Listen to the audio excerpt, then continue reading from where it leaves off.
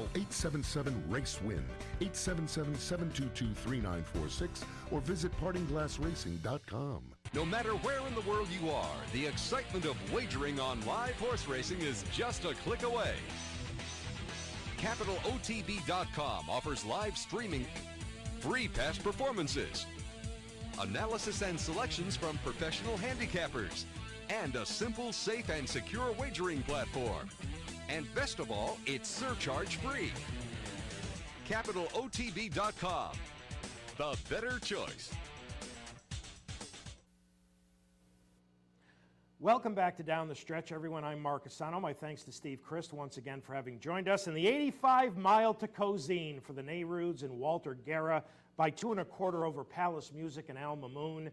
Cozine had been third behind Royal Heroine and Star Choice in the inaugural Breeders' Cup Mile in 1984.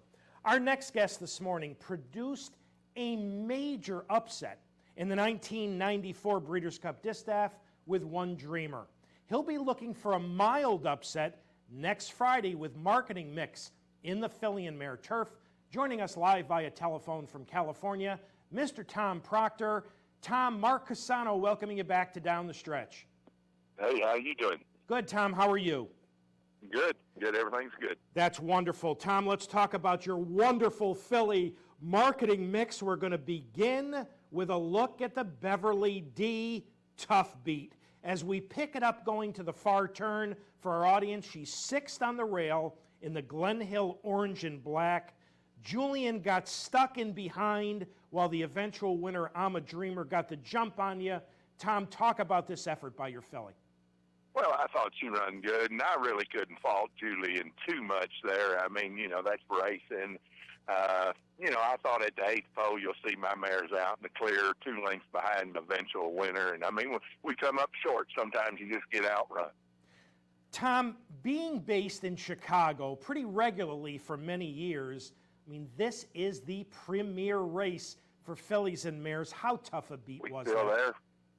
How tough a beat was that?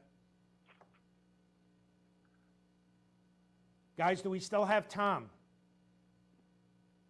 We're having some technical problems, and we will attempt to get Tom back live from Southern California.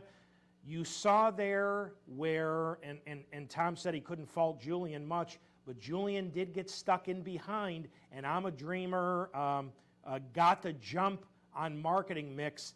I think Marketing Mix certainly appeared to be the best that day in the Beverly D, despite coming up just a head short. As we attempt to get Tom, and we've got Tom. Tom, are you back with us? Yeah, you sure am. Okay. I'm standing still up where it wouldn't do that. Now, Tom, you're based in Chicago, pretty regularly over a number of years, and the Beverly D is such a prestigious race. Considering that, how tough a beat was that for you? Well, it's horse racing. You get up and do the same thing the next morning, whether you win or lose. Yeah, I didn't like getting beat, but it's one of my favorite races.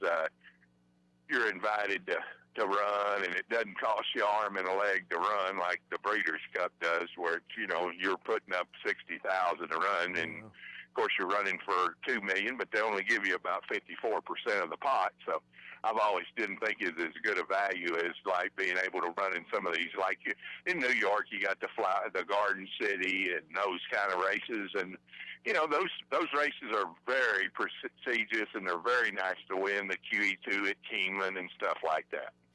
Tom, take a moment to describe Marketing Mix for our audience, as we're going to put a shot of her up on the screen.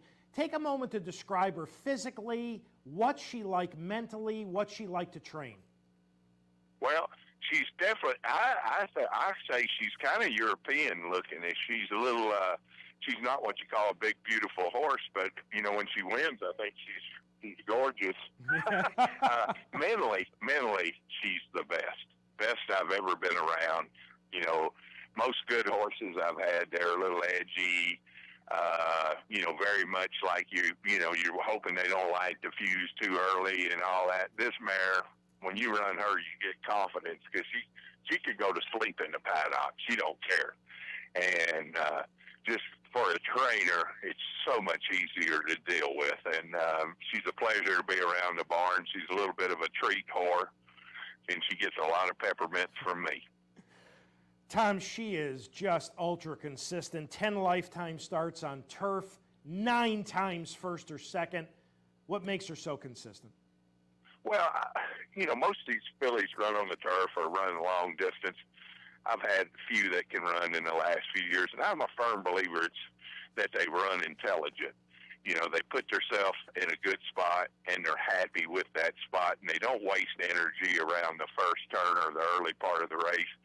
And everybody seems to think you got to be able to quicken good on the turf, and I think that's the reason why you can quicken if you save your energy for that time and you're not wasting it around the first part of the race.